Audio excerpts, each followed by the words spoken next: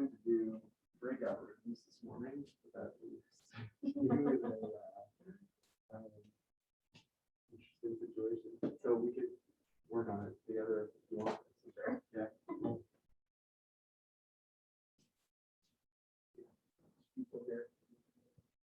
And then I forgot to account for the rain effect.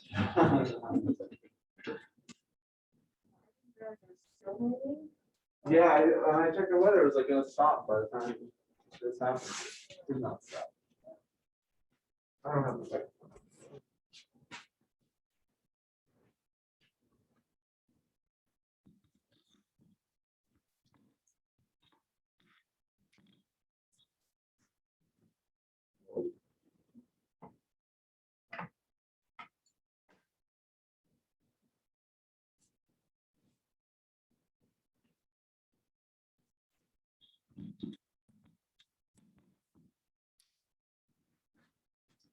All right, let's get going.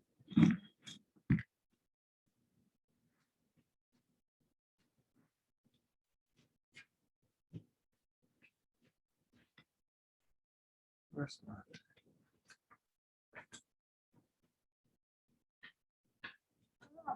Here it is. All right, today's a problem solving day. We are going to actually combine all of the various things that we've learned about the field equations of solid mechanics. And we're going to try to solve a really classical and yet still to this day really important problem of what the pressures, or sorry, I should say this a different way, what the stresses are and what the displacements are of a thick-walled pressure vessel. Now you're all familiar with thin-walled pressure vessels. Let me share my screen.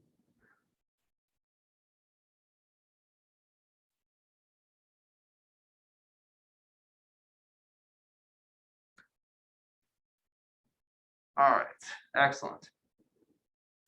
So you're all familiar with thin-walled pressure vessels from mechanics of materials.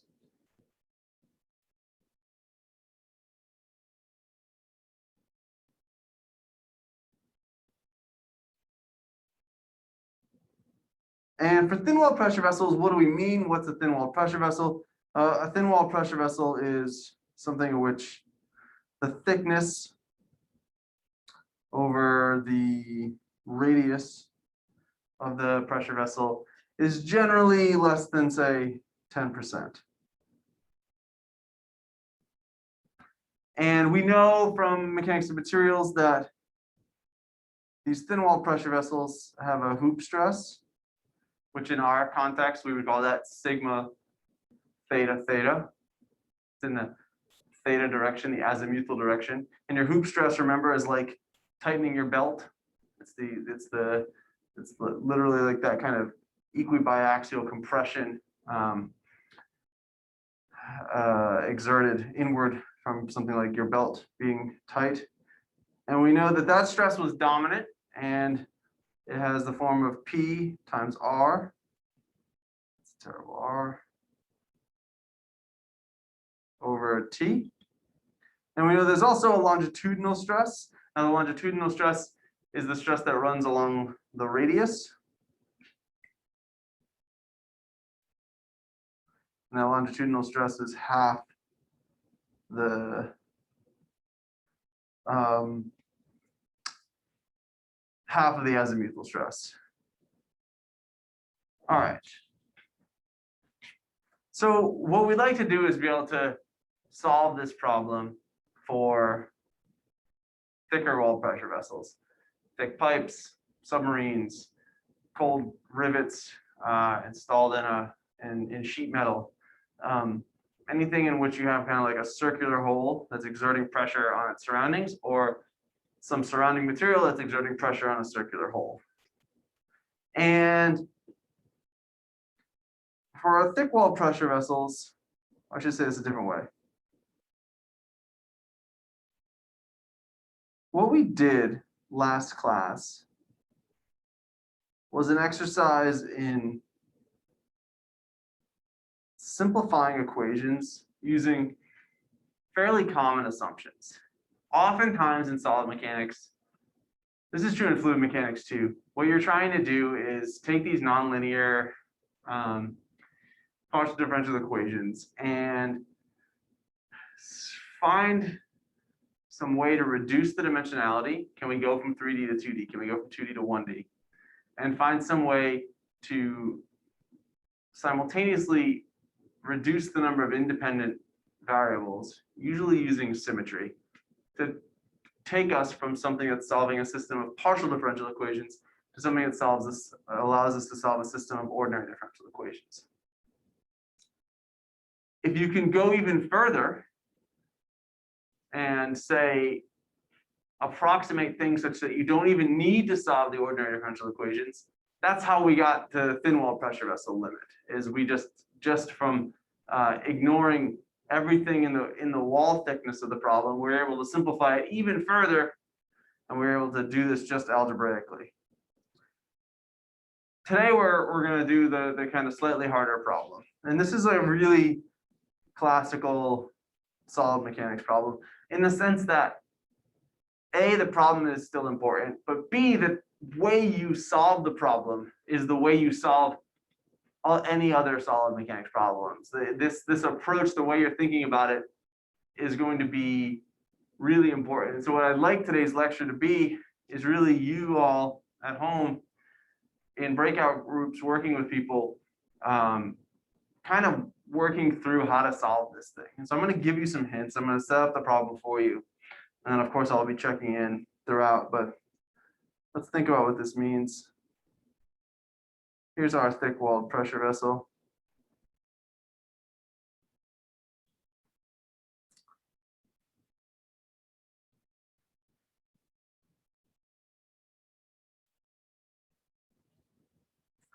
Let's color this in. Oh no. Calling us up the lines.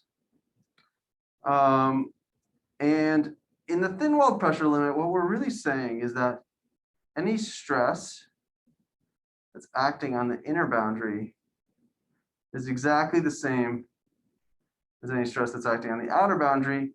And there's really, which means that there's really no change in stress through this gray region that I'm coloring in right here.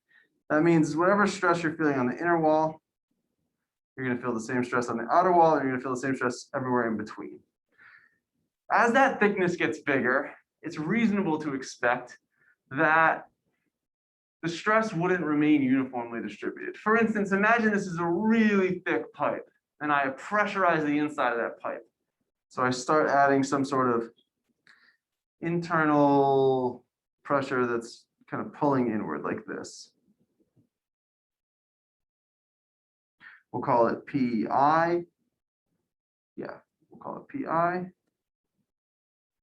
It seems reasonable if you were just doing a thought experiment. It's reasonable to say, well, if this pipe was really, really thick, or if this was a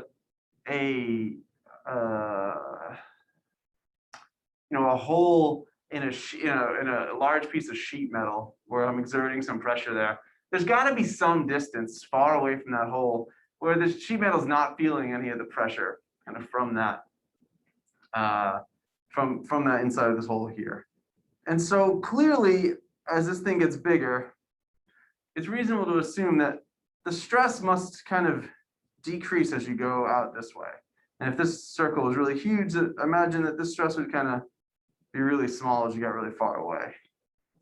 Or conversely, we could look at the opposite problem and say, well, what if I was, say, oops, I should have drawn those arrows the other way. It doesn't really matter.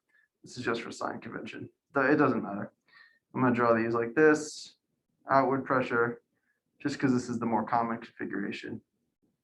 And then let's say, similarly, we could have a hydrostatic pressure on the outsides of this thing.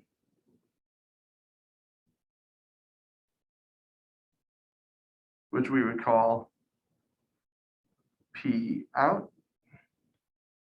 And similarly, if we had a large enough diameter pipe and we're pushing on the outside of the pipe, we could imagine a scenario where the material towards the inside of the pipe isn't really feeling any of that any of that stress.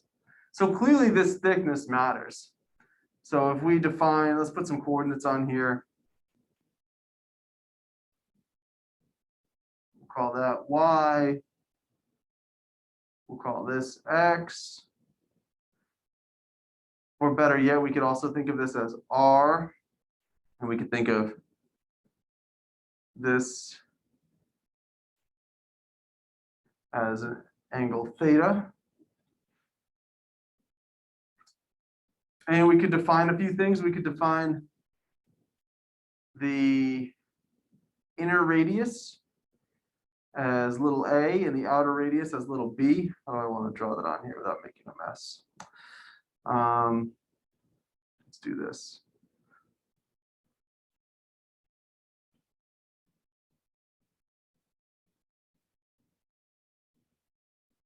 We'll call that inner radius a, and we'll call that outer radius b.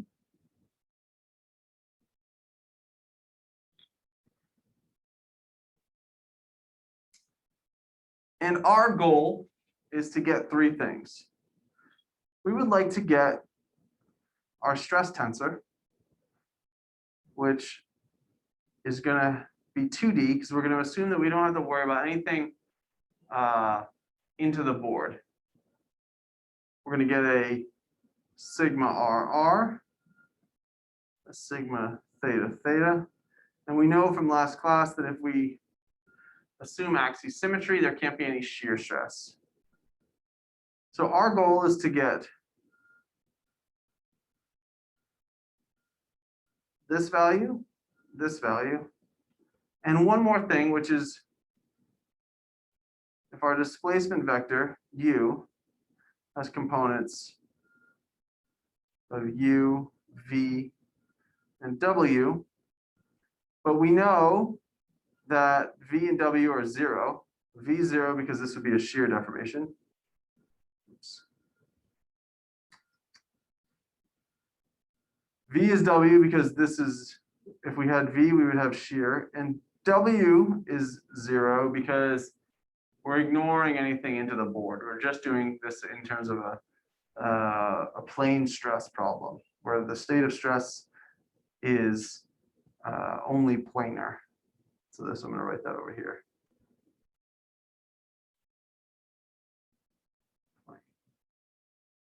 Stress, which means sigma zz equals 0. We've kind of just chosen not to show that bigger 3x3 matrix. Okay, so our goal is to get three things: sigma RR, sigma theta theta, and u. Now, in order to accomplish this goal, we know a few things. For one, we know that our stress tensor is a function of epsilon from Hooke's law.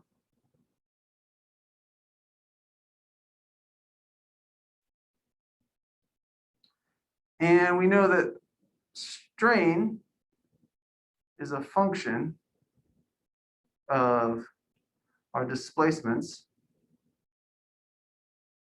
from our kinematic equations.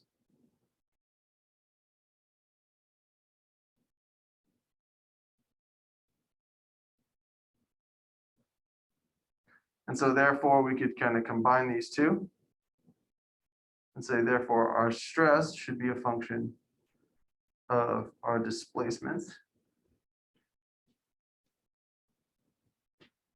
And once we have this, we should be able to solve this using our equilibrium equations.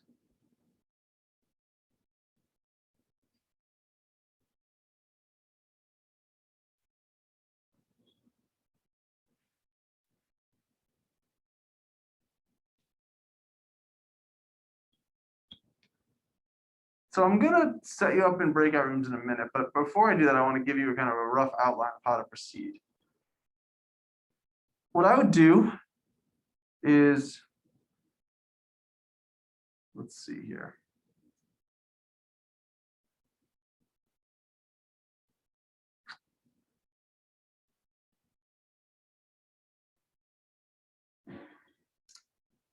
what I would do is work backwards. And I would say, start with your displacement strain relations. Reminder, this should be the problem that we worked on Tuesday. This is the axisymmetric strain displacement relations in polar coordinates. Once you have your displacement to strain relations, we should be able to use Hooke's law.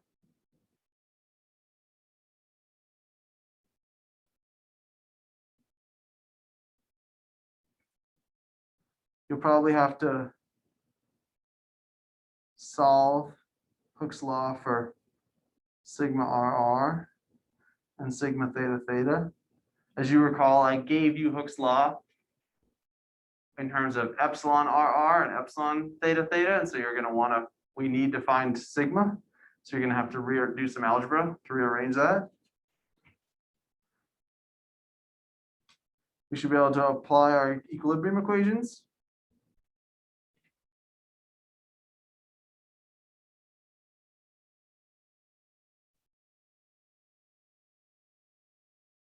Now remember, this is what we did last class as well. This was the divergence of our stress tensor is 0. And then we simplified this using axisymmetry and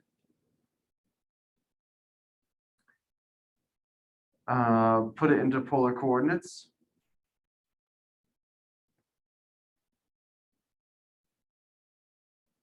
And the result of number 3 here should be a differential equation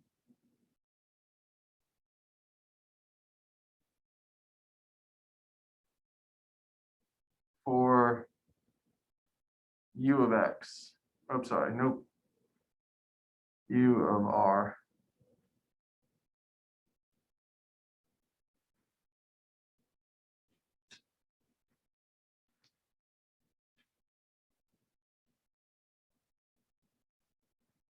If you have a differential equation, that means you need boundary conditions. And our differential equation will give us our displacements. We can insert these displacements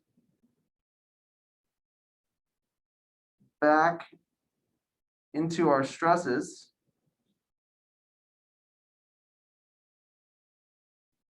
And at this point, we actually have some boundary conditions that we know. I'm not going to tell them to you. I'm going to see if you can figure them out. And if not, I'll pop into your breakout rooms and help you. We're going to insert this back into sigma, apply boundary conditions.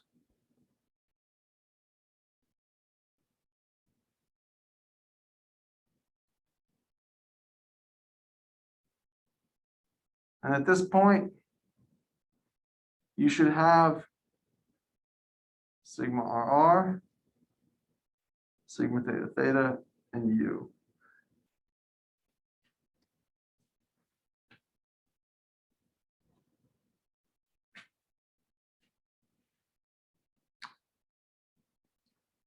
Okay. Before I send you off, what questions do you have for me? Do people feel like they know how to start this?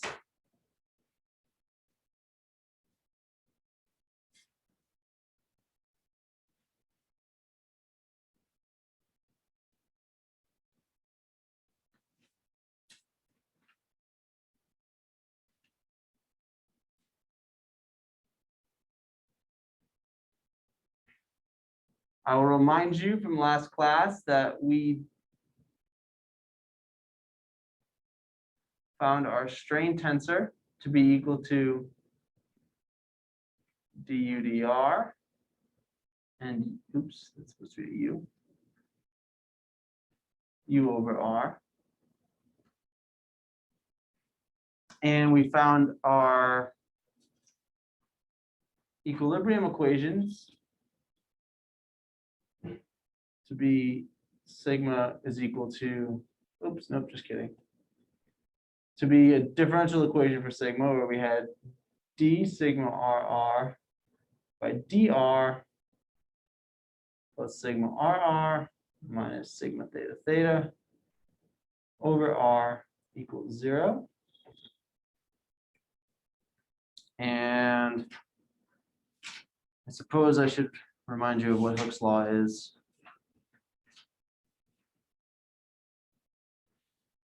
And we know that epsilon rr is going to be 1 over e.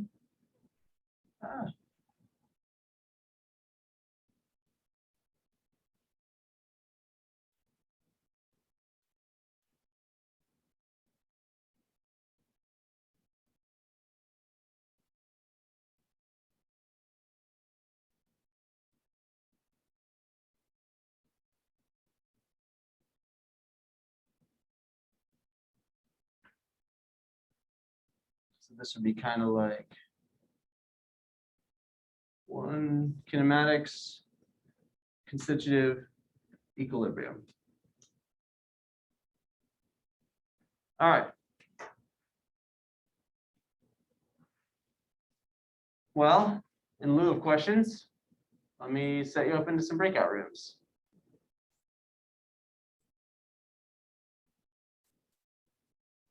Let's see.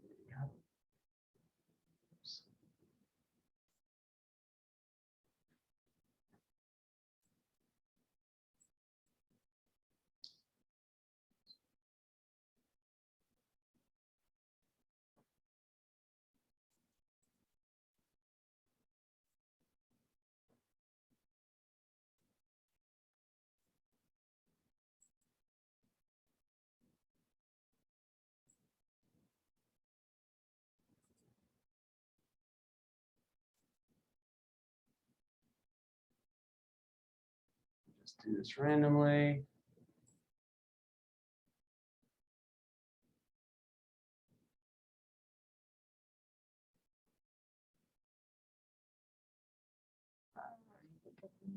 Not people. Let's see.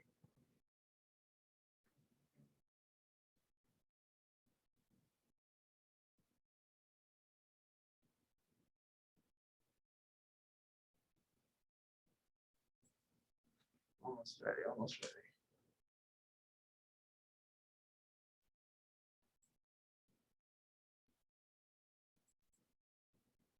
All right. You should be assigned to a breakout room. I will come visit you and see how you're doing.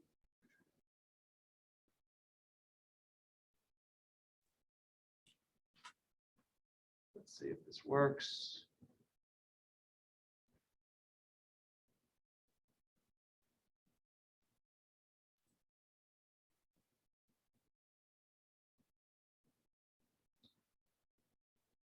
All right.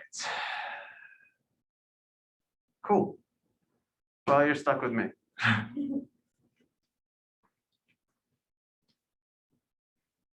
Would you like to work on it together? Take a crack at it on your own? How do you want to go?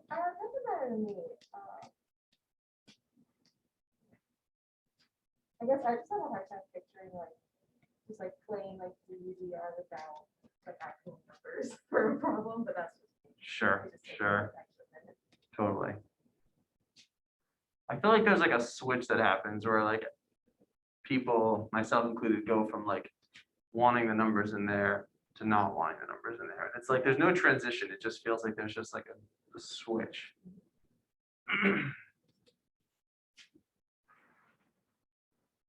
Miswriting on boards.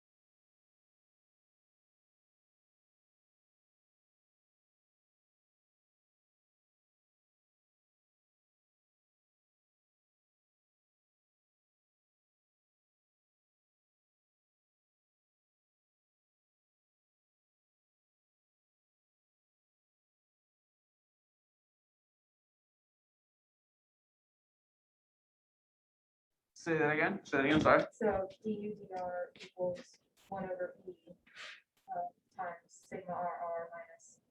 Is it a v or what is it? It's nu. The Nu. Greek letter That's nu. what It's I- Poisson ratio. Yeah, nu times sigma theta theta. Yes. And then I guess what my brain goes to automatically is bring over the dr and then integrate. Sure. Sure. Right. I don't. So okay. Why wouldn't you do that? So that's a natural place for your brain to go. And the reason why you don't do that is because, well, in short, how do you do that? Sigma RR is a function. The stress depends on displacement. And so if you were to say, I'm going to integrate this with respect to R, you can't do it because you have an arbitrary unknown function of R of U here. So you're left with saying like, your natural thing would be like, oh, I'll just separate du, this junk times dr. I get U as a function of this times R. But the problem is that this stuff is also a function of R.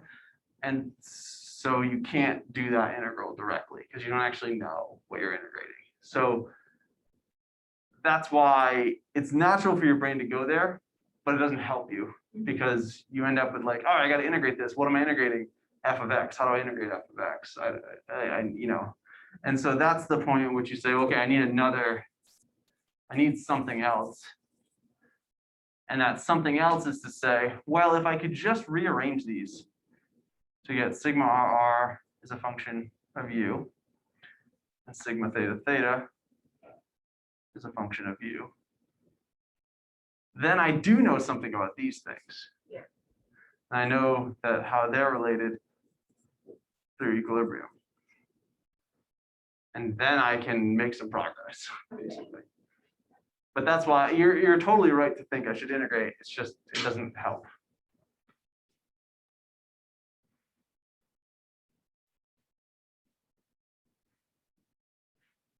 All right. Should go check on people.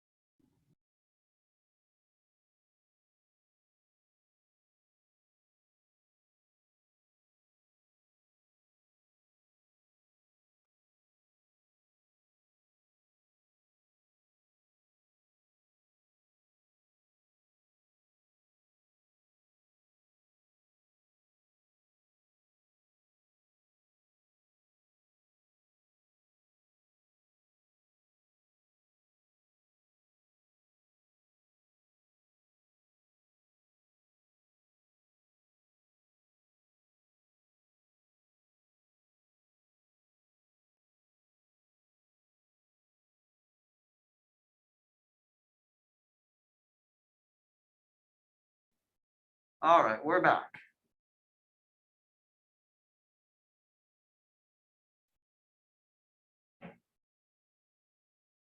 Okay, so I don't know if anyone fully solved it, but I wanted to make sure that all of us got to see what we're doing here all together. So first I'm going to write some things in pen and paper, and then I'm going to walk you through it on Mathematica. And unbeknownst to you, but knownst to me, you already have the solution to this in your Mathematica notebook that I sent you a while back. And so if you want, you can open it up and play along with me. Okay, so this is I guess the main point I want to make to you right now is that we're solving a specific problem, thick wall pressure vessels. However, our approach to the solution is the typical way you would approach any solid mechanics problem that you're trying to solve analytically. You have relationships between strain and displacement. You have relationships between strain and stress. So therefore, you have a relationship between stress and displacement.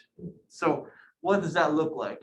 Well, after rearranging Hooke's law, you should have found sigma RR should be equal to something like E over 1 minus nu squared times epsilon RR plus nu, that's terrible, nu epsilon theta theta, which if we substitute in what we know, then we end up with like u prime, which is du by dr, plus nu u over r. Similarly, we have this.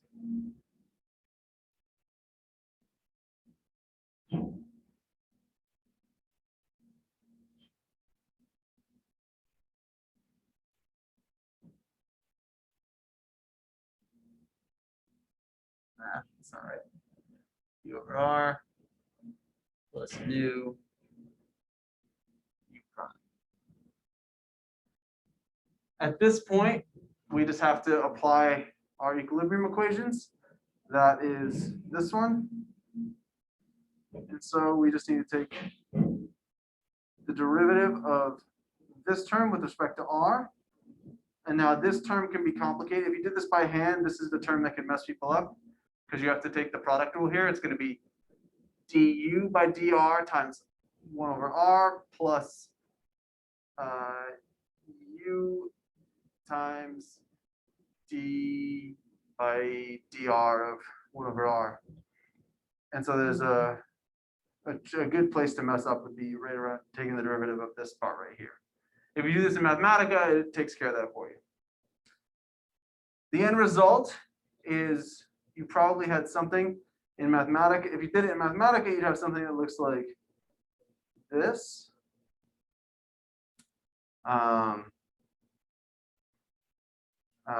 Let's see here. It's possible that you had it look slightly different. Maybe they factored out the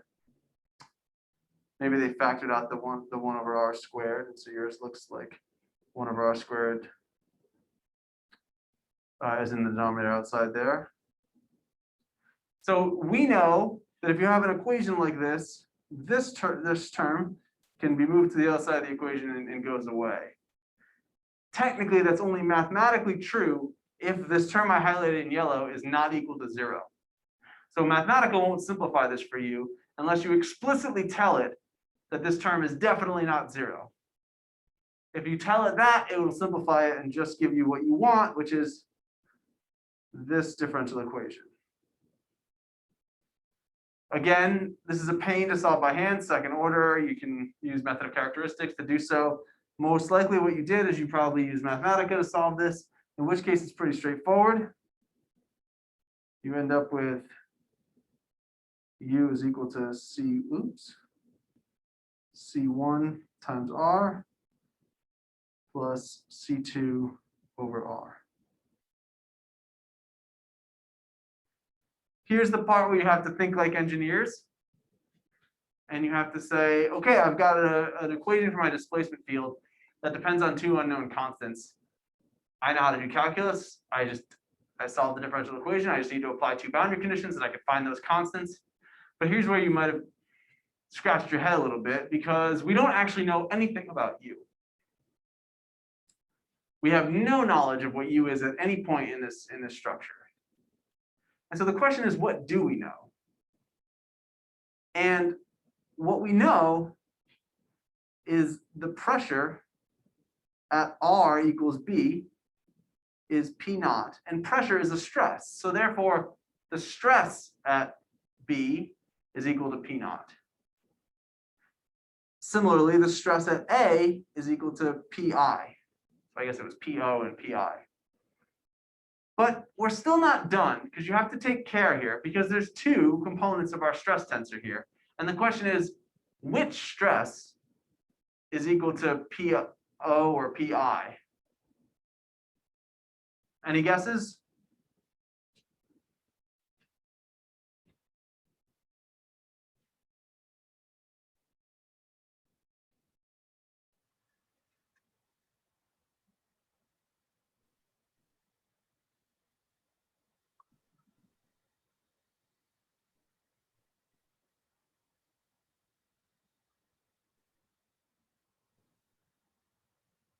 You have a 50-50 chance of being right.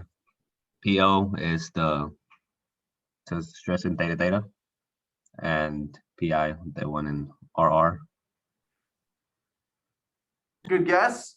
It is, if you look at these arrows, both sets of arrows are pointing in the radial direction. If we had an azimuthal stress, that would be something pointing kind of in this direction. It would be kind of like squeezing it radially at all points. So as it turns out, the answer is, in both cases, it's the radial stress at A equals PI, and the radial stress at B equals PO. Both of these are the pressures are acting radially. They're trying to shrink or expand this thing in the radial direction. And so they're acting to change, that's what the magnitude of the radial stress at B is PO, and the magnitude of the radial stress at A is PI. Does that make sense to folks? This is where like the kind of the engineering mindset of like free body diagrams, arrows, which way are these vectors going? The azimuthal stress is something that's kind of shrinking in this way, whereas the radial stress, because like it's going this way, and then the radial stress is what's going in this way.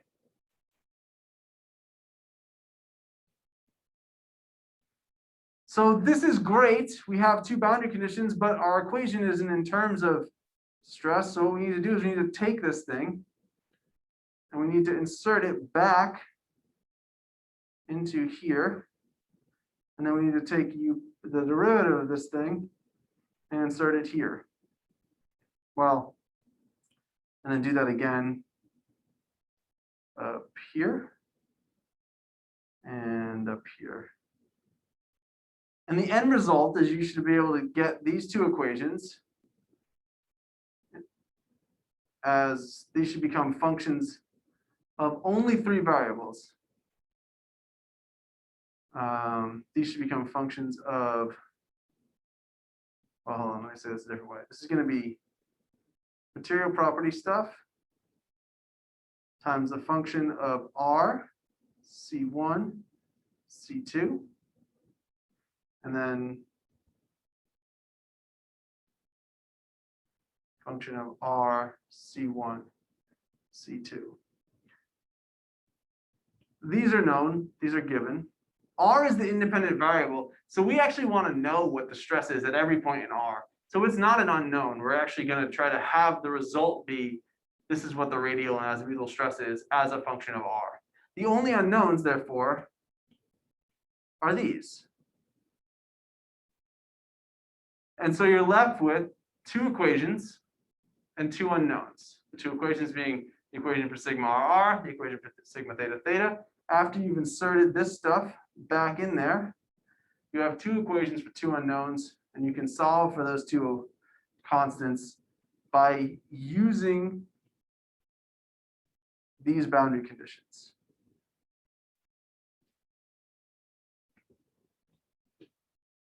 everything from this point on is a bit messy, so I want to show it to you on Mathematica. But conceptually, does this make sense? Are there questions conceptually about what we've done right now?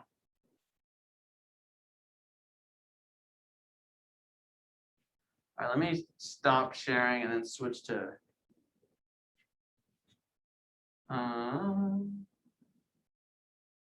Okay, so I sent you all this Mathematica notebook a while ago. Let's just click leave. Incredible. This is the one we were going through when we did all the stress transformation stuff, everything here. So if you have this and you want to open it up, and you can scroll down, and you'll find that we have axisymmetric problems and we have a thick walled pressure vessel problem. And if you had trouble following along and you didn't get to what I wrote down in the notebook, then you can go through here where I solved the whole problem from scratch and using Mathematica, going from the gradient of U, transpose grad U, axisymmetric assumptions. Here's the strain tensor. Here are the stresses. Let's apply Hooke's law, so on and so forth. Where we stopped was applying the boundary conditions. And so you end up finding these two unknown constants, which look messy, but look at what they are. They're just saying it's some geometric properties times the difference in pressure over some material property, times some material properties. So we have these two unknown constants. We can solve them. We can put them in back into our equations, and it looks awful. Like it looks really bad. Like this is the radial stress. This is the azimuthal stress.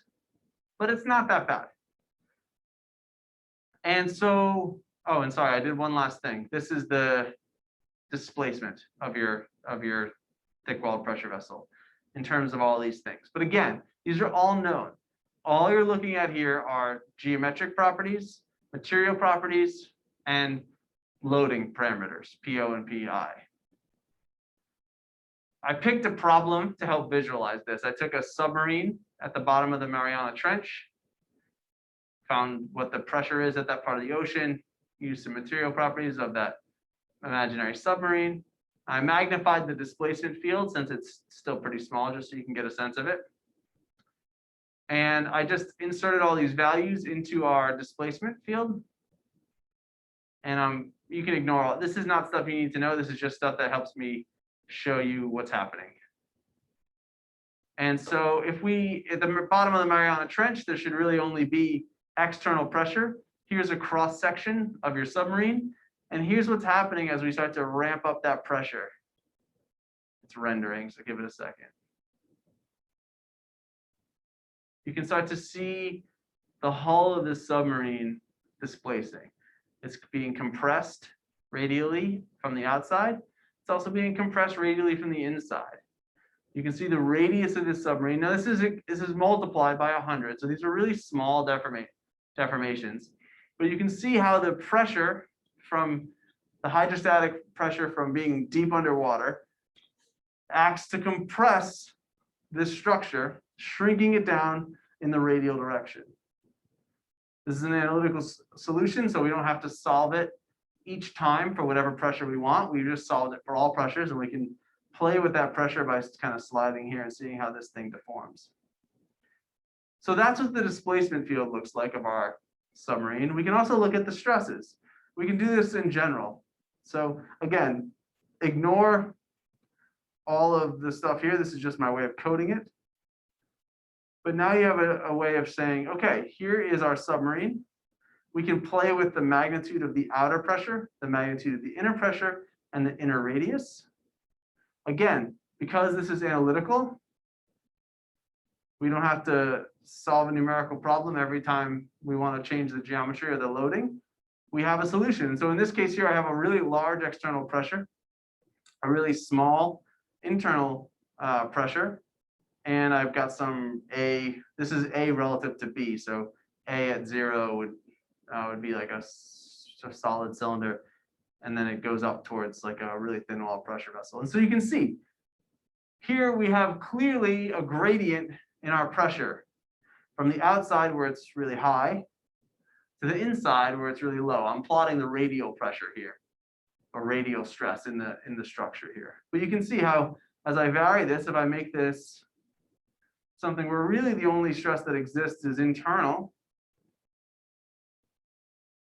I start to see that there's compression on this inner wall, and there's really not that much as you go. There we go, finally rendered. Sorry, there's some compression on this inner wall in this blue range down here, and then it drops off to 0 at some distance over here where there's really no pressure at all anymore. And so you can think back to us using assumptions of thin wall pressure vessels where we say, oh, everything's uniform, it's the same through that cross section. Well, here you can see it's clearly not if that thickness gets bigger. The final step is to say, and this is not for you to do, this is just for me to help kind of connect the dots for you. The final step is to say, well, a thick-walled pressure vessel, I have this complicated equation for it. It should reduce to the equation of a thin-walled pressure vessel, right? Like they should be connected somehow, and they are. And you can connect them by replacing your outer radius with a thickness plus your inner radius, getting rid of your inner pressure, because with thin-wall pressure vessels, we only care about what's one of the pressures. And we would take our inner radius to be the radius of the pressure vessel. And the end result is, if you take this solution, our solution for our thick-walled pressure vessel, and then do a Taylor series expansion saying, let's pretend that our thickness is really small. We have a really, really thin structure. If we do that and we simplify, we can plot the analytical expression for the thick-walled pressure vessel, which is this blue line here, and the thin-walled pressure vessel, which is this orange line here, and we can plot them as a function of the thickness to radius ratio. And if you remember, the first thing I said this lecture was, once you get above 10%, there starts to be a significant deviation between these two solutions. And you can kind of see that here. This is where, and you can kind of draw the line wherever you want, but you can kind of see that once you get around here, there's clearly a difference between these. And this is a log-log plot, or sorry, a semi-log plot. So this is log y. So you can see as we get to thicker and thicker shells, the difference between the thick-walled pressure or stress and the thin-walled stress is pretty significant. And I point this out only to make one point, and then we're going to end. The reason why I point this out is because the stress in the cylinder, if we use the thin-walled pressure assumption, we underestimate how much stress is in the structure. And in general, we never want to underestimate how much stress is in the structure. Because if you're wrong in the wrong direction. That means you're saying, there's not that much stress in there, it's definitely not going to break. We use the wrong model, there actually is more stress, the thing can break. So I bring this up just to show you, you can go from all the work we just did back to the stuff you did in 305, and we can confirm that statement of, hey, once you get to around 10%, you should probably start using a different model, because your thin-walled model is not going to work. All right, we did a lot. If you're confused, don't worry, we're going to do another problem just like this on Tuesday. And you'll get to use all the same tools and try to solve a different problem, which will have a kind of a slightly different flavor to it. So, all right. Thanks, everyone. Have a nice weekend.